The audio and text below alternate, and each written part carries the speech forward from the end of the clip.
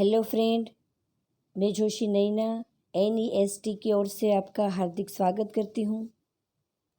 आज हम कक्षा 9वीं की हिंदी पुस्तक में जो 7वां काव्य का प्रकार पद है वह पद आज हम पढ़ेंगे, जिसके कवि सूरदास है। सूरदास के बारे में यदि बात करूँ तो सूरदास श्री कृष्ण के अनन्य भक्त थे। श्री कृष्ण की भक्ति ही उनके मन को शांति देती थी। यहाँ सूरदास के 2 पद है। उससे पहले हम सूरदास के जीवन के बारे में थोड़ी बहुत जानकारी प्राप्त करेंगे। सूरदास एक महाकवि के साथ साथ कृष्ण भक्त भी थे। कवि और भक्त दोनों के समन्वय से जो रचना हमारे सामने आज पढ़ने के लिए आ रही है वह बहुत ही महत्वपूर्ण और बढ़िया है। तो सूरदास के परिचय के बारे में आगे बात करूं तो सूरदास जी का जन्म सन 1478 और सूरदास जी का निधन हुआ 1573। महाकवि सूरदास जी का जन्म कुछ लोगों के मतानुसार, क्योंकि मैंने आगे भी आपको बताया कि हिंदी में सूरदास, कबीर आदि को ले लीजिए, संस्कृत में कालिदास को ले लीजिए और गुजराती में मीरा को ले लीजिए और नरसिंह मेहता को ले लीजिए। सभी जो भक्त और महानुभाव है उनके बारे में कुछ अनुमान की तरह हमारे सामने उनके जीवन के बारे में माहिती हमें प्रदान होती है। यानी कि इन जितने भी महान संत पुरुष है, भक्त है, उसने अपने बारे में कुछ भी नहीं लिखा, जिससे हम अनुमान के दौर पर जन्म, मरण और थोड़ी निजी बातों को हम रजू कर सकते हैं। तो ये बातें इसलिए शब्द प्रयोग करते हैं कुछ लोगों के मतानुसार। यहाँ भी यही शब्द प्रयोग हुआ है, क्योंकि हमें पक्की जो माहिती है वो हमारे पास नहीं, इसलिए हम कुछ लोगों के मतानुसार दिल्ली के पास सिही नामक गांव में हुआ था ऐसा मानते हैं। तो कई लोगों का मानना है कि इनका जन्म मथुरा के पास रुकना या रेणुका क्षेत्र में हुआ था। तो अनुमान के आधार पर हम जन्म और मृत्यु आदि की जो भी बातें हैं वो व्यक्त करते हैं। साथ ही साथ सूरदास के बारे में एक विवादास्पद कही जा सकती है वो बातें हैं उनका जन्मांध अंध होना। कोई कहता है वो जन्म से अंध थे, कोई कहता है कि ना उसके बाद अंध हुए। तो ये भी एक विवादास्पद चर्चा का विषय है। लेकिन हम इनमें न पढ़ के सिर्फ सूरदास जी के जो कृष्ण के लिए उसने जो पद लिखे उसके भाव को ही हम नज़र में ले और उसे अच्छी तरह से पढ़ने का प्रयत्न करें। साथ ही वल्लभाचार्य इनके गुरु थे। उनकी प्रेरणा से वे श्रीनाथ जी मंदिर में कृष्ण की लीलाओं से संबंधित पदों की रचना करते थे। ये कृष्ण के अनन्य भक्त थे। यहाँ सूरदास जी ने 2 पद दिए हैं। पहले पद में श्री कृष्ण के प्रति उनकी अनन्य निष्ठा के दर्शन होते हैं, तो दूसरे पद में घुटनों के बल चलते बाल कृष्ण की अनुपम छवि का सुंदर सा वर्णन हमें मिलता है। वात्सल्य एवं श्रृंगार रस के वर्णन में वे अद्वितीय है, मतलब उसके जैसा कोई नहीं। प्रस्तुत पद में सूरदास जी की अनन्य भक्ति भावना का परिचय मिलता है। उनका मन सिवाय कृष्ण के कहीं और सुख नहीं पाता। जिन आँखों ने कमल के समान नयन वाले श्री कृष्ण का दर्शन कर लिया हो, वे और देव की आराधना कैसे कर सकते हैं? आराध्य देव का गुणगान सुर ने बहुत ही बढ़िया तरीके से किया है। तो दूसरे पद में भी कृष्ण का मनोहर वर्णन लिया गया है। बाल कृष्ण चल नहीं सकते और घुटनों के बल हाथ के द्वारा जब चलते हैं, उस गतिविधि चेष्टा को माध्यम बनाकर बाल कृष्ण के रूप सौंदर्य का वर्णन बहुत ही मनोरम्य तरीके से किया गया है। यह मनोरम्य यानी मन को हर लेने वाले कृष्ण की ये मधुर छवि हमें प्राप्त होती है। अब हम इस पद की कविता का अर्थ जो है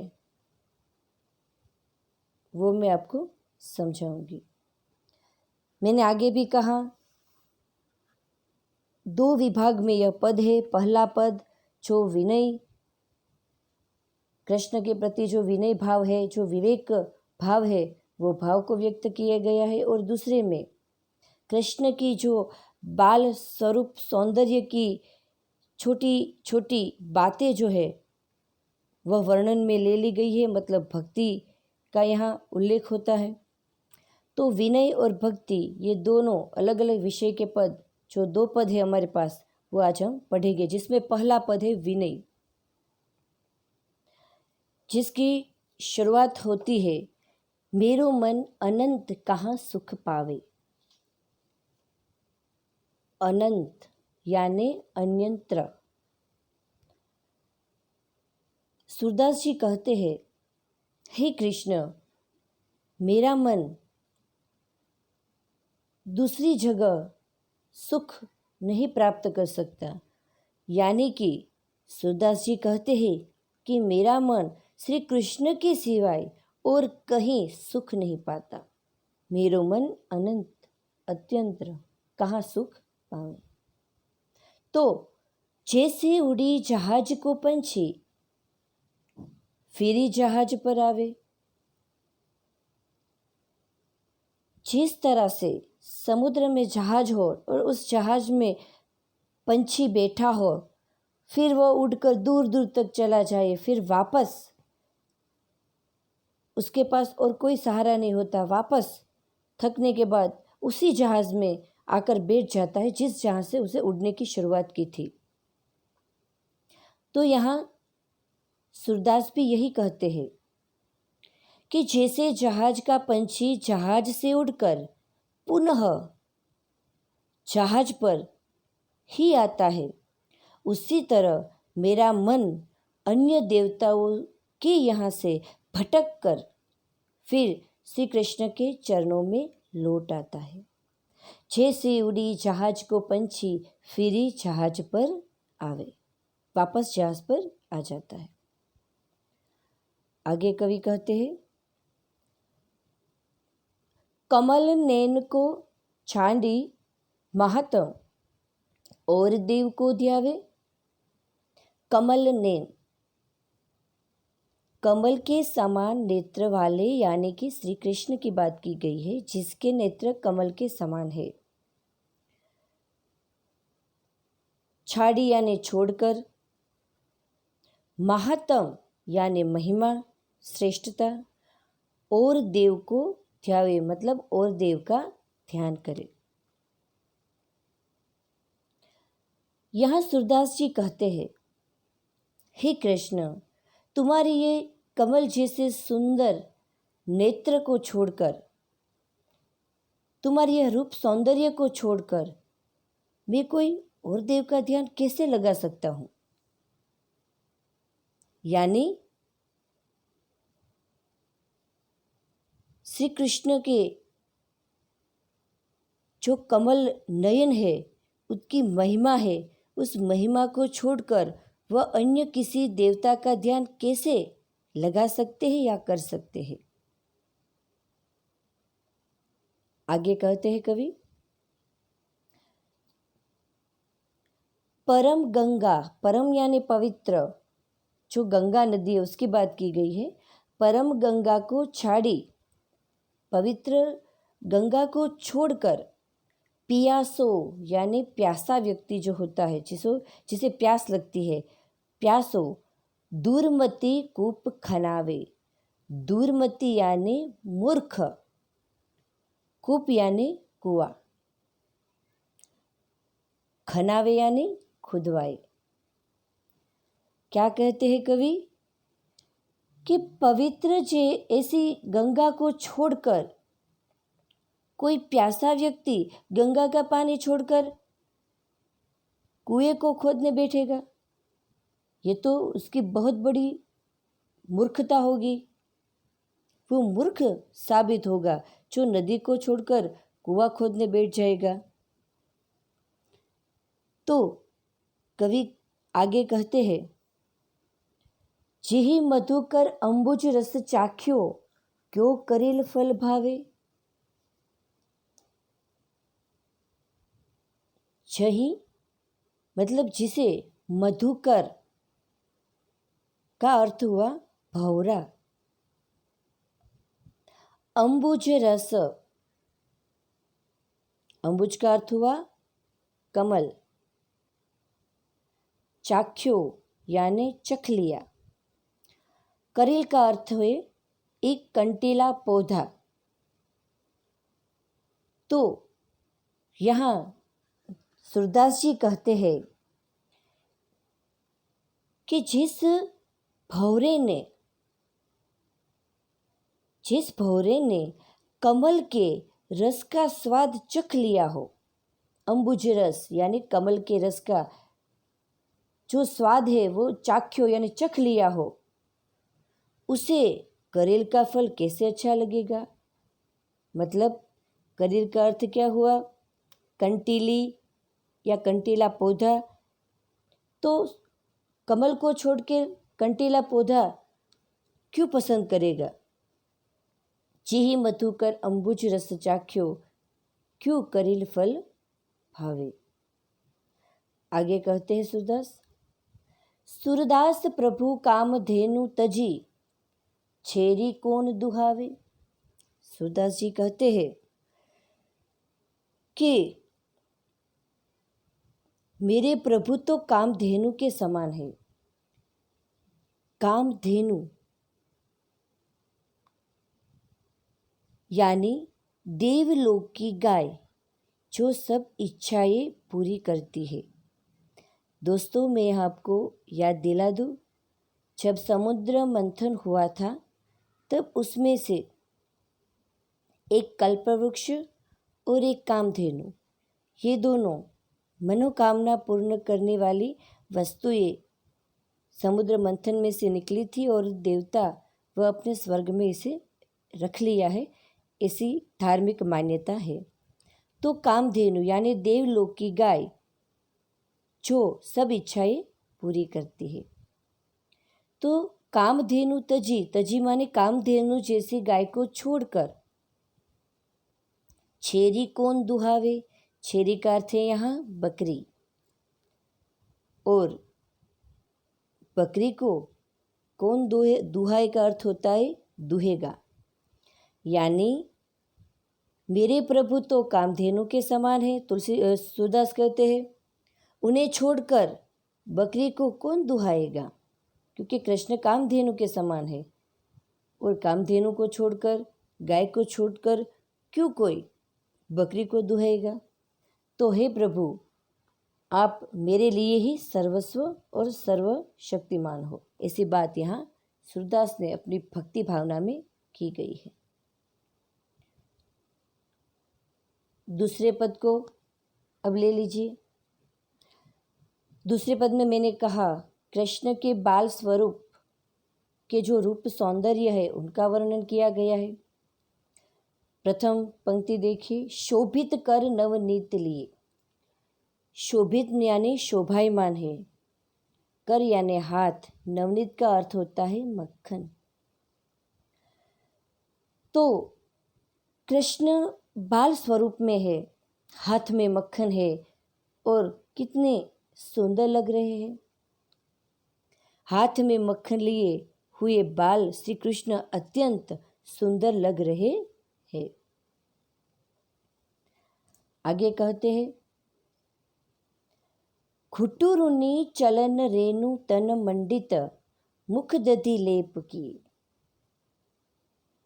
खुटुरुनी यानी घुटनों के बल, ध्यान से समझिए। खुटुरुनी यानी घुटनों के बल। आगे है रेणु।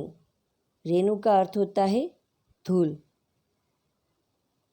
तन यानी शरीर, तन का अर्थ हुआ शरीर। मंडित का अर्थ हुआ सुशोभित। मुख यानी मुंह पर। दधि का यहाँ अर्थ मक्खन, दही के रूप में है। लेप किए, तो कृष्ण के हाथ में मक्खन है, घुटनों के बल पर चल रहे हैं, जिससे के कारण उनके तन यानी शरीर पर धूल है वो चिपक गई है। मुख के पर जो दही मक्खन का लेप है वह है। दधी या दही और मक्खन दोनों में आएगा, तो दही मक्खन का लेप है। तो ऐसे सुंदर कृष्ण को देखकर सूरदास भावुक हो जाते हैं और आगे कहते हैं, चारु कपोल लोल लोचन। चारु का अर्थ हुआ सुंदर, कपोल का अर्थ हुआ गाल। चारु यानी सुंदर, कपोल यानी गाल। सुंदर गाल है। लोल लोचन, लोल का अर्थ हुआ चंचल और लोचन का अर्थ है नेत्र, आँखें। सुंदर गाल है, आँखें चंचल, मतलब लोल એટલે ચંચલ અને लोचन यानी आँख। आँखें चंचल है और गाल सुंदर है। गोरोचन तिलक दिए। गोरोचन का अर्थ हुआ मस्तक पर तिलक करने का पीला द्रव्य या गोपी चंदन भी आप लिख सकते हैं। तो गोपी चंदन का तिलक किया है, सुंदर से गाल है, आंखें चंचल है। आगे क्या कहते हैं कवि, लट लटकने मनुमत मधुप गन मादक मधु ही पिए। लट यानी सिर के बालों का गुच्छा जो मुख पर ऐसे ही लटका हुआ लगता है। मनु यानी मानो, मत यानी मस्त, मधुप यानी भौरा, मधुप भौरा। तो कंठुला यानी चांदी की चौकिया। तो लट लटकनी मनुमत मधुप गन मादक मधु ही पिए। बहुत सुंदर वर्णन है यहाँ किया गया है। उसके गाल सुंदर और नेत्र चंचल है ही, साथ ही उनके माथे पर गोरोचन तिलक भी है। सिर के दोनों ओर लटें झूल रही है। सिर के दोनों ओर लट लटकनी, सिर के दोनों ओर लट झूल रही है। वे मस्त मधु पीकर मस्त हुई भौरों के समान लग रही है। यानी कि कृष्ण के गाल पर जो दोनों गाल पर लटक रही है, जैसे भौरे की तरह कृष्ण के गालों को चूम रही है, और जैसे भौरा मस्त होकर फूलों में रस चूसता है, ऐसे वो मदमस्त होकर लट सुंदर दिख रही है। साथ ही साथ कठोला कंठ ब्रज केहरी नख राजत रुचिर ही। ध्यान से शब्द को समझिए। कंठुला यानी चांदी की चौकियों, बंधन का और बजर बट्टू की माला, एक प्रकार की माला जो उस समय होती थी। केहरी नख यानी सिंह के नाखून, यहाँ केहरी शब्द सिंह के लिए रखा गया है। सिंह के नाखून, केहरी नख। राजत यानी सुशोभित। रुचिर यानी सुंदर। तो सुंदर से गाल है, सुंदर आंखें है, साथ ही भंवरे की तरह दोनों जो लटे हैं वो सुंदर लग रही है। गले में पहनी हुई चांदी की चौकियाँ, कंठुला कंठ, कंठ यानी गला, तो गले में पहनी हुई चांदी की चौकियाँ, बंधनखा और बजर बट्टू, साथ ही माला को हृदय पर इतनी सुशोभित हो रही है कि देखकर ही मन मोह लेते हैं। तो इतनी सुंदर सी मूर्ति को देखकर आगे सूरदास कहते हैं, धन्य सुर एको पल इही सुख का सतकल्प जिए। कल्प का अर्थ हुआ 4,32,00,000 वर्ष की अवधि। ध्यान से सुनिएगा, कल्प का अर्थ है 4,32,00,000 वर्ष की अवधि यानी समय। सत का अर्थ हुआ शत, 100। का अर्थ हुआ क्या, इही का अर्थ है यह, रुचिर का अर्थ है सुंदर। तो धन्य सुर एको पल यही, कवि सूरदास कहते हैं कि इतने सुंदर से बाल कृष्ण के रूप सौंदर्य को एक पल ही सिर्फ उसके दर्शन हो जाए, यही सुख। तो फिर इतने वर्षों तक, फिर 100 कल्प तक जीने का कोई अर्थ नहीं है, एक पल में ही मुक्ति मिल जाए। तो सूरदास जी कहते हैं कि बाल कृष्ण की इसी छवि को देखने का सुख एक पल के लिए भी मिल जाए, एक पल में ही धन्य हो जाए, फिर इतने सालों जीने का कोई मतलब ही नहीं, कोई अर्थ नहीं निकलता, ये सूरदास कहते हैं। तो इस तरह फिर 100 कल्प तक जीने का कोई अर्थ नहीं। तो सुंदर से ये दोनों पद हैं। दोस्तों, आपने ध्यान से इसे समझा होगा शब्दार्थ के साथ। अब मैं मातृभाषा में, जिससे आप और आसानी से समझ सके, इसलिए उसका जो गुजराती भावार्थ है वो भी आपको बताती हूँ। पहले से देखिए तो सूरदास जी કહે છે કે મારું મન શ્રી કૃષ્ણ સિવાય બીજે ક્યાંય સુખ પામતું નથી। જેવી રીતે વહાણ પર રહેલું પક્ષી વહાણ પરથી ઉડીને પાછું વહાણ પર આવી જાય છે, એવી જ રીતે મારું મન અન્ય દેવતાઓમાં ભટકીને ફરી પાછું શ્રી કૃષ્ણના ચરણોમાં આવી જાય છે। આગળ કહે છે,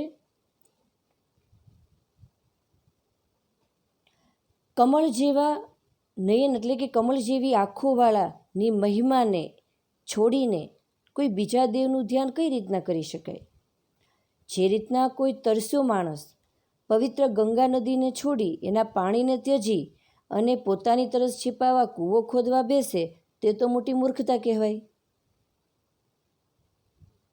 આગળ કહે છે કે જે ભમરાને કમળના રસનો સ્વાદ ચાખી લીધો હોય, એટલે કે सूरदास કહે છે કે મને તો કૃષ્ણ મળી ગયા, પછી બીજા બધા મારા માટે તો ગૌણ છે એમ। તો ભમરાએ કમળના રસને જ્યારે એકવાર ચાખ્યું હોય તો પછી એ ભમરો કોઈ એવા કાંટાળી વનસ્પતિને એના ફળને ચાખવા અથવા તો એ કઈ રીતના ચાખી શકે? सूरदासજી આ રીતના ઉદાહરણો દ્વારા છેલ્લે કહે છે કે મારા પ્રભુ તો કામધેનુ ગાય સમાન છે, જેમને છોડીને બકરી કોણ દોવા જાય? એટલે મારા માટે કૃષ્ણ જ સર્વ શક્તિમાન અથવા તો સર્વસ્વ મારા માટે છે। તો બીજું ઉદાહરણ જોઈએ. અહીં ભક્તિની વાત કરી છે, બાળ સ્વરૂપના કૃષ્ણના જે સૌંદર્ય છે એની વાત કરી છે. હાથમાં માખણવાળા બાળકૃષ્ણ ખૂબ સુંદર લાગી રહ્યા છે. ઘૂંટણિયાભર ચાલી રહ્યા છે. તેમના શરીર ઉપર ઘૂંટણિયાભર ચાલવાથી તેના શરીર ઉપર ધૂળ ચોટેલી છે અને મોઢા પર પણ માખણ લાગેલું છે. તેમના ગાલ સુંદર અને નેત્રો એકદમ ચંચળ છે. તેમના માથા પર ગોરોચન એટલે કે ગોપીચંદનનું તિલક લાગેલું છે. તેમના મસ્તકની બંને બાજુએ વાળ જે છે એ લટકી રહ્યા છે. વાળની જે લટો છે એ લટકી રહી છે, ઝૂલી રહી છે, જાણે કે ફૂલ ઉપર ભમરો મસ્ત થઈને ગુંજન કરતો હોય એ રીતના ગાલોને, એ બે લટો જે છે બંને ગાલોને સ્પર્શી રહી છે. તેઓ મસ્ત મધ પીને મસ્ત થયેલા ભમરા સમાન દેખાય છે. સાથે સાથે ગળામાં પહેરેલી ચાંદીની ચોકી, કંઠુલા કંઠ,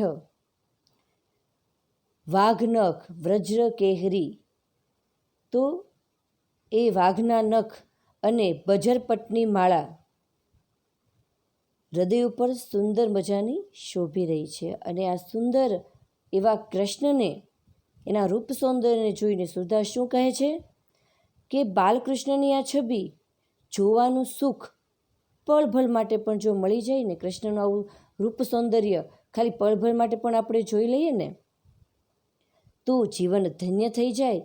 પછી 100 કલ્પ સુધી જીવવાનો કોઈ અર્થ નથી, કારણ કે એક ક્ષણમાં જ આપણે મોક્ષ પ્રાપ્ત કરી શકીએ. તો આ સુંદર મજાનો ભાવાર્થ મેં જે છે એ ગુજરાતીમાં તમને માતૃભાષામાં સમજાયું. विद्यार्थी मित्रों, शब्दार्थ बहुत ही कठिन है. मेरी विनंती है आप ध्यान से उसे समझिए और साथ में याद भी रखिए, जिससे आपको क्वेश्चन आंसर लिखने में कोई दिक्कत ना आए. अनंत यानी अन्यत्र. कमल नैन, कमल के समान नेत्र वाले श्री कृष्ण की बात की है. महात्म यानी महिमा. परम यानी श्रेष्ठ. छांडी यानी छोड़कर. पियासो यानी प्यासा. दुर्मति यानी मूर्ख. कूप का अर्थ होता है कुआं. खनावे यानी खुदवाए. मधुकर भौरा. अंबुज का अर्थ है कमल. चाख्यो का अर्थ है चख लिया हो. करिल यानी एक कंटीला पौधा. कामधेनु का अर्थ है देवलोक की गाय जो सब इच्छाएं पूर्ण करती है. छेरी का अर्थ है बकरी. कर का अर्थ है हाथ. नवनीत का अर्थ हुआ मक्खन. रेणु का अर्थ है धूल. मंडित का अर्थ है सुशोभित. आगे देखिए, दधी का अर्थ है दही, यहाँ मक्खन के रूप में भी लिया गया है. चारु यानी सुंदर. कपोल का अर्थ है गाल. लोल का अर्थ है चंचल. लोपन, लोचन यानी कि नेत्र, आँखें. गोरोचन यानी मस्तक पर तिलक करने का पीला द्रव्य गोपी चंदन भी आप लिख सकते हैं. लट, सिर के बालों का गुच्छा. मनु का अर्थ है मानो. मद का अर्थ है मस्त. मधुप यानी भौरा. कंठुला यानी चांदी की चौकियों, बंधनखा और बजरबट्टू की माला. केहरी नख, सिंह के नाखून. राजत यानी शोभित. रुचिर यानी सुंदर. इह का अर्थ है यह. का अर्थ है क्या. और सत का अर्थ है शत यानी 100. कल्प का अर्थ है 4,32,00,000 वर्ष की अवधि यानी समय. अब हम शब्दार्थ के बाद क्वेश्चन आंसर की तरफ आगे बढ़ने के लिए आप भी तैयार हो जाइए। जहाज का पंछी जहाज से उड़कर फिर कहाँ आता है? जहाज का पंछी जहाज से उड़कर, तो मैंने आपको समझाया, जहाज का पंछी जहाज से उड़कर फिर जहाज पर ही आता है, वापस वहाँ आ जाता है। दूसरा क्वेश्चन, सूरदास के मधुकर को करील फल क्यों नहीं भाता? तो सूरदास के मन को मधुकर को करील फल नहीं भाता, यानी सूरदास को इनडायरेक्टली लिया गया है। तो सूरदास के मधुकर को करील फल नहीं भाता क्योंकि उसने श्री कृष्ण भक्ति का अम्बुज रस चख लिया है। आगे, बाल कृष्ण के मुख पर किसका लेप किया हुआ है? तो बाल कृष्ण के मुख पर मक्खन का लेप किया हुआ है। और लास्ट में, सुर धन्य क्यों हुए? सुर धन्य इसलिए हुए, उन्होंने श्री कृष्ण की दुर्लभ छवि को देख लिया, कृष्ण के दर्शन कर लिए, जिससे वो अपने आप को धन्य समझते हैं। तो दोस्तों, आपने अच्छी तरीके से यह पढ़ा होगा और याद भी रखा होगा। अस्तु।